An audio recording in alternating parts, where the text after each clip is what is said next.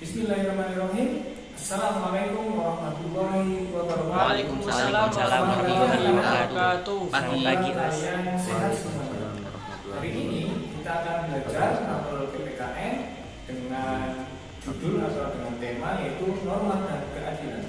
Tapi sebelum itu, mari kita berdoa terlebih dahulu agar pembelajaran pada hari ini berjalan dengan lancar.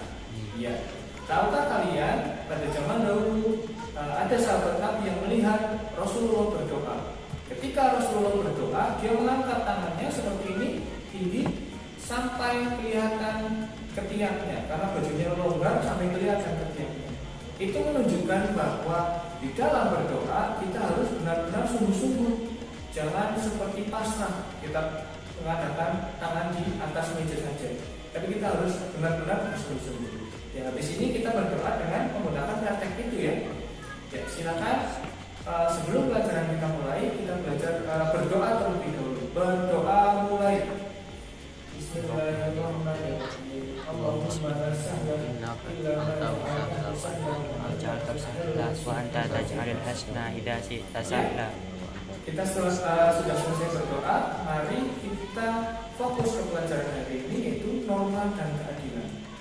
Sebelumnya, mari kita klik dulu tombol di mana layarnya itu terpusat di Ustaz. Silakan diklik dulu supaya nanti pembelajarannya lebih maksimal dan lebih fokus. Udah.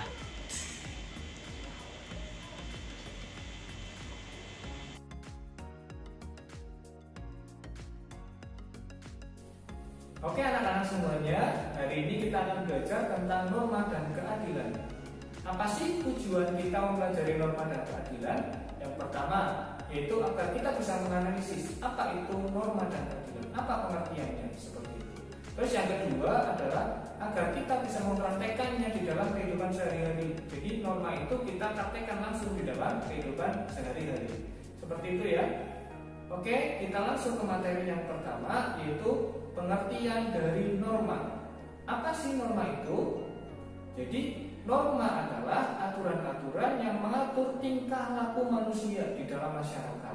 Jadi norma itu aturan yang mengatur manusia. Jadi bukan mengatur hewan, bukan mengatur tumbuhan, tapi mengatur manusia. Karena manusia punya akal. Jadi ada aturan-aturan yang membatasi bagaimana cara bertindak, bagaimana cara bertingkah laku. Seperti itu ya.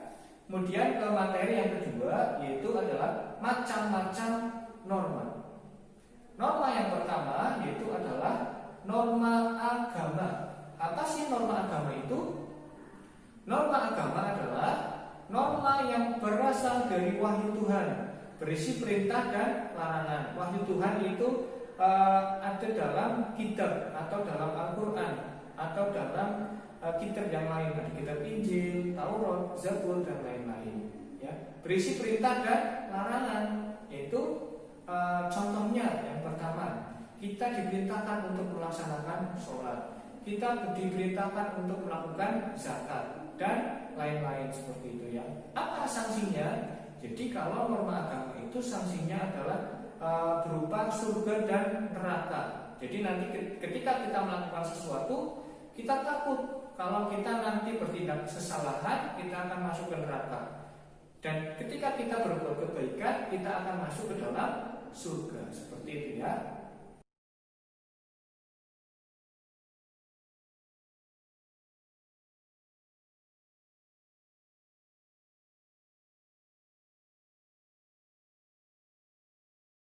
Kemudian yang kedua adalah norma kesusilaan.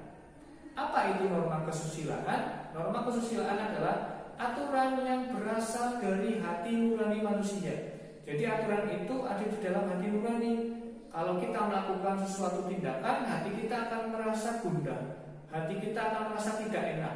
Contohnya, jika kita berbohong, hati kita akan merasa tidak enak. Hati kita merasa ada sesuatu yang tidak seperti biasanya. Kemudian jika kita berbohong juga seperti itu. Ya, jadi itu adalah norma kesusilaan, norma yang berasal dari hati nurani manusia.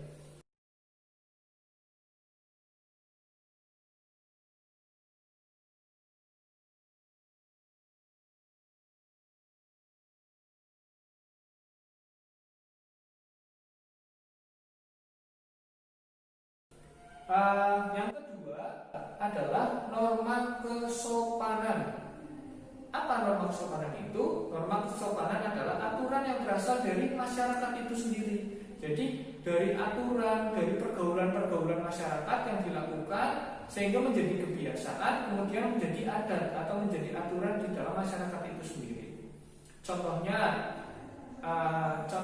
apabila kita berjalan di tengah keramaian, kita biasanya permisi seperti itu. Kemudian contoh yang lain, ketika kita berangkat sekolah, kita harus berjabat tangan kepada orang tua.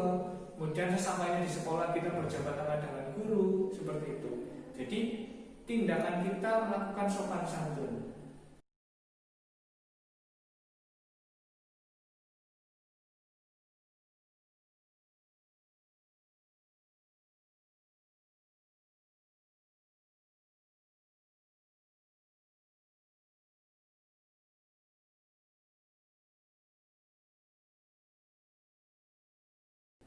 Selanjutnya, norma hukum. Apa norma hukum itu? Norma hukum adalah aturan-aturan yang dibuat oleh aparatur negara. Bentuknya apa? Yaitu bentuknya adalah undang-undang. Jadi undang-undang itu mengatur bagaimana masyarakat bertingkah laku. Contoh melanggarnya. Jadi contoh melanggar peraturan norma hukum yaitu contohnya ketika kita menggunakan kendaraan, kita tidak menggunakan helm, itu termasuk melanggar norma hukum. Apa sanksi dari melanggar norma hukum? Sanksinya adalah kita terkena denda, bisa juga kita dipenjara atau pidana. Seperti itu ya. Jadi norma-norma itu ada 4, tadi sudah disebutkan. Ada norma agama, ada norma kesusilaan, ada norma kesopanan, dan juga ada norma hukum. Seperti itu ya. Oke, Ustadz akan membuka pertanyaan. Silakan pertanyaan yang pertama. Izin bertanya Ustadz, pembulian dan penghinaan termasuk norma apa? Ya, pertanyaan yang pertama yaitu apakah bullying atau mengejek teman itu termasuk melanggar norma apa? Jadi kalau kita bullying, kalau kita menghina teman, itu masuknya ke norma kesusilaan. Karena hati nurani kita di situ tidak seolah-olah tidak mempunyai hati nurani karena berani menghina teman, berani membuli teman seperti itu. Jadi kalau kita membuli teman itu termasuk norma kesusilaan. Ya. Sanksinya apa? Sanksinya hati kita tidak enak, merasa tidak enak seperti itu ya. Oke, lanjut ke pertanyaan yang kedua.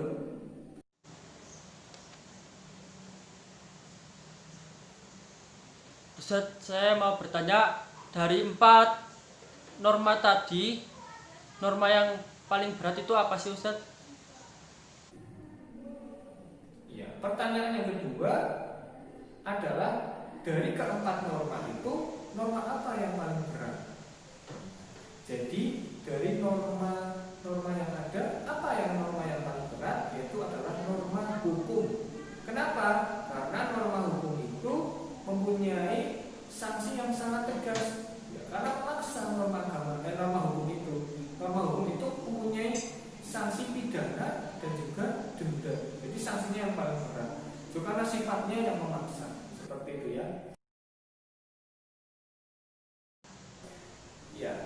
Itu tadi pelajaran hari ini. Karena tidak ada yang bertanya lagi, mari kita cukupkan. Tapi sebelum kita tutup, Ustadz mempunyai pesan-pesan, yaitu tetap menjaga protokol kesehatan, menggunakan masker ketika keluar rumah, ketika bertemu dengan orang lain. Kemudian jangan lupa mencuci tangan. Selain mencuci tangan, juga bisa pakai hand sanitizer ya, supaya kita lebih aman. Ya. Silakan di rumah kita tetap ya stay at home ya. Kita belajar di rumah, kita banyak kegiatan di rumah karena kita tidak tahu kita yang akan menularkan penyakit COVID itu atau orang lain. Karena ada juga yang OTG ya, jadi orang tanpa gejala. Kita nggak tahu ternyata kita terkena COVID tapi tidak ada gejala, kita bisa menularkan kepada orang lain. Jadi tetap di rumah kita melakukan atau menjaga protokol kesehatan. Oke, kita akhiri pembelajaran kali ini dengan membaca doa terlebih dahulu, ya. Seperti tadi ya, berdoanya di angkat tangan. Berdoa mulai. Bismillah. Subhanakallahumma wa bihamdika asyhadu an la ilaha illa anta astaghfiruka wa atubu ilaik. Cukup sekian pelajaran kali ini. Apabila Ustaz ada salahnya, saya mohon maaf. Assalamualaikum Waalaikumsalam Waalaikumsalam warahmatullahi wabarakatuh.